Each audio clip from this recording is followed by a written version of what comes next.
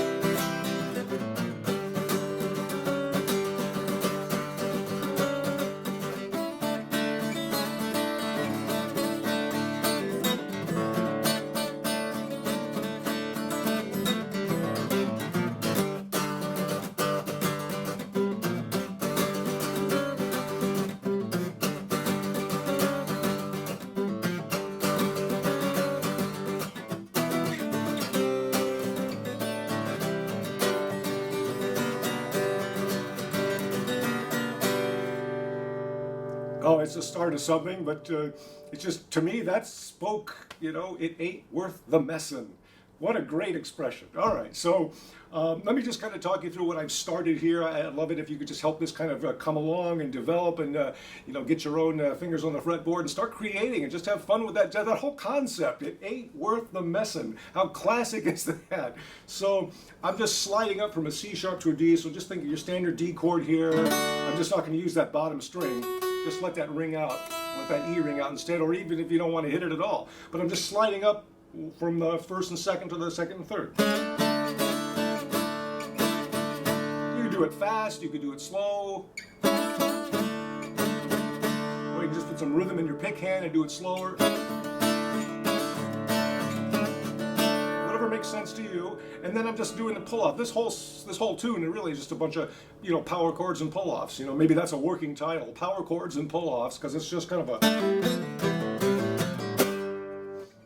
So what I'm doing is just kind of walking it up and down from this D shape here, and then from an F sharp shape, and then from a C shape. So So just think of a D chord here, just these two strings here. Pull them off. And then I'm coming to basically what's an F dominant 7 here, but I'm not using that.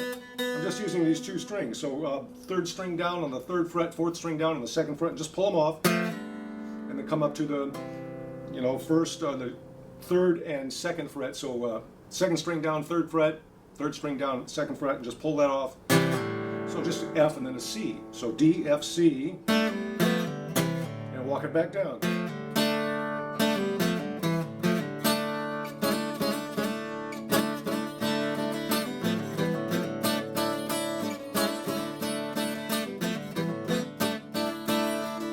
And then I walk it up differently. So I do that. Then I'm going to a C, B flat, and then a G, but I'm going to pull up. And once you get to that G, you've got choices. You can just kind of a little rhythm with your pick hand.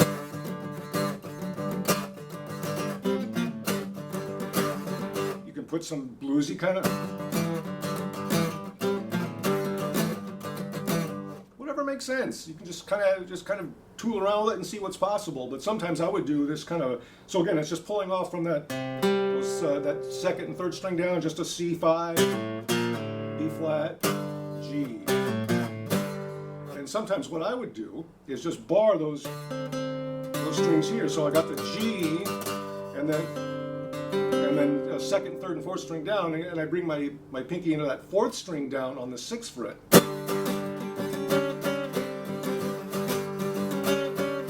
Just to give it just kind of a different flavor.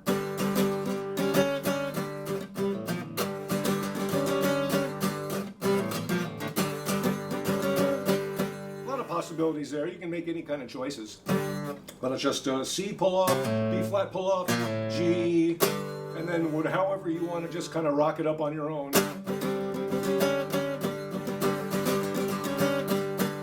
And if you want, you can come back here.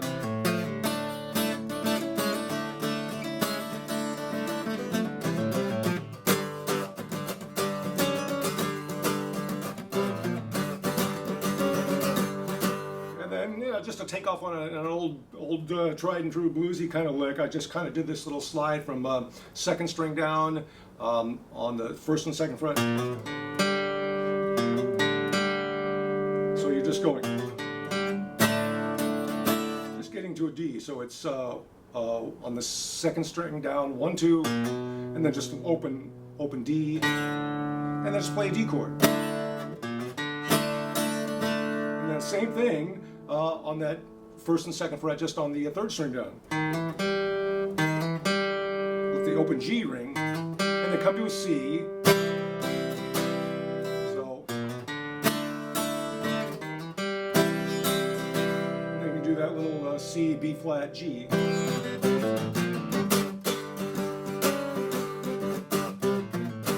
So it's.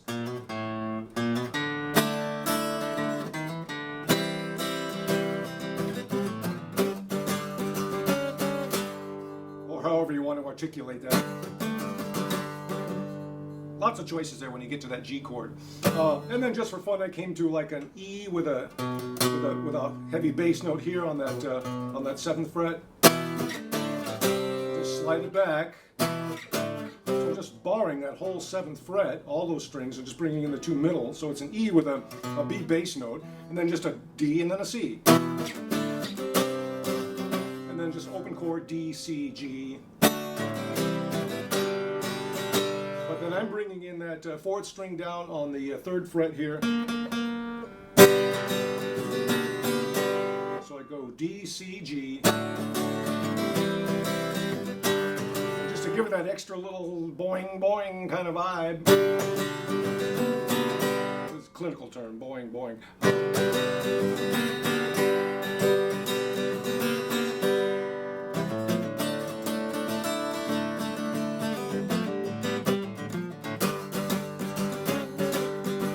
To go back to this, so E, D, C,